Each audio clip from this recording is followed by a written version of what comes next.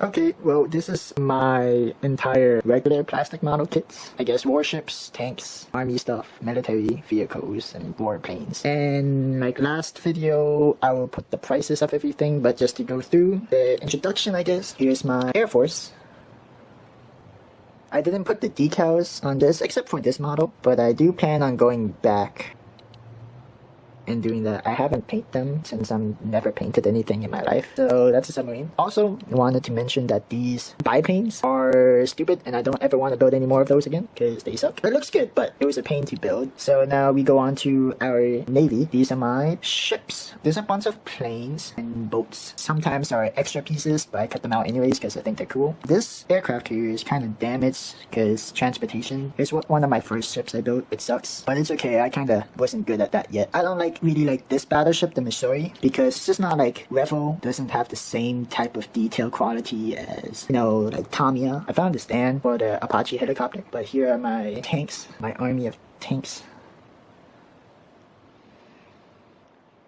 And then like little tiny boats, extra pieces or vehicles that fell off. The cargo destroyer, one of my more expensive ships. There's supposed to be a stand here, but my mom broke it and she lost one of the landing pieces. Or my dad. But that sucks. It's like, how do you lose a peg? More ships, little crafts, rescue crafts. So there's my army of plastic models. I'm kind of clueless for some of this stuff. So I lied about taking a picture. I'm just gonna make a video. And this is the IGN Atago. This is the box. It came in. Well, that's how much it costs. So there's a, it comes with a poster, World of Warships. I don't really play the game. Well, I mean, I played it, but I played Steel Ocean, and I preferred that game better. The thing about this company or this game is that they have model kits, which was interesting, and I found out at the store that I go to. These are the close-up images.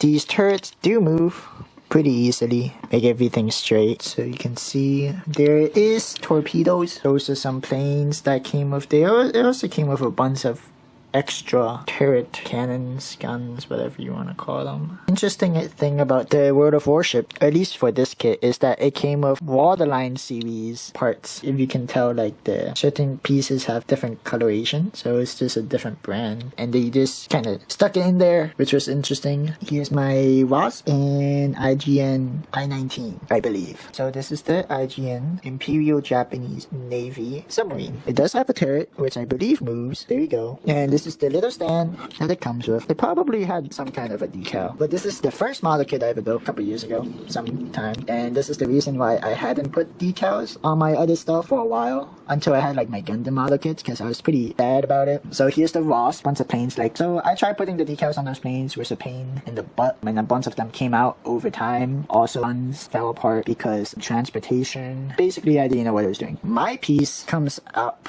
so I can put the planes in. I'm probably gonna have to rebuild this stuff. I forgot to mention that the box has like what it would look like when a professional does this and paints them, and apparently there's extra metal pieces for the ships. This is my cargo from Tamiya. I forgot to mention for the last one, I use really thick glue, or these glue that dries and leave like a residue, which is why I kind of want to rebuild these. Yeah, they were my first ones and I think it looks good. But the broken stand cargo, it comes with some metal pieces, which is cool. Turrets do move. Torpedoes move too, which is nice. I really like these models, but they're kind of twice the price. I like them a lot better because the turrets typically move, and I like moving parts because I have ADHD. These are the boats. Also, I decided not to glue these boats onto the ship because I like to play with little pieces. Choking hazard, right? But they're supposed to go onto this. Those things hold the boats. I like the propellers. Look legit. Too bad this ship has a, well, it has the flat option, which I should have done, but I didn't expect my peg to be missing. This is what it should look. Sorry, from Revel. Now, it came in the big box, so, and it was pretty cheap, so I got baited into this kind of a ship. But I mean, I guess if I were to paint it, it would look a lot better than it does, but I didn't, so it doesn't look as good.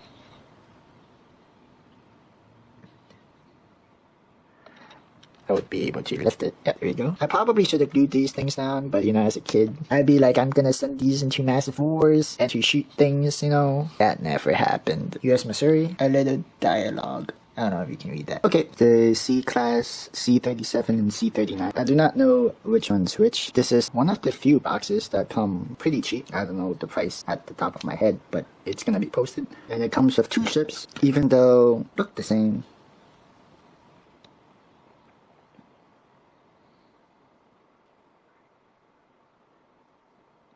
Okay, so this is the Haman destroyer. Close up of that. Sometimes these ships have cannons that move. Some of them don't.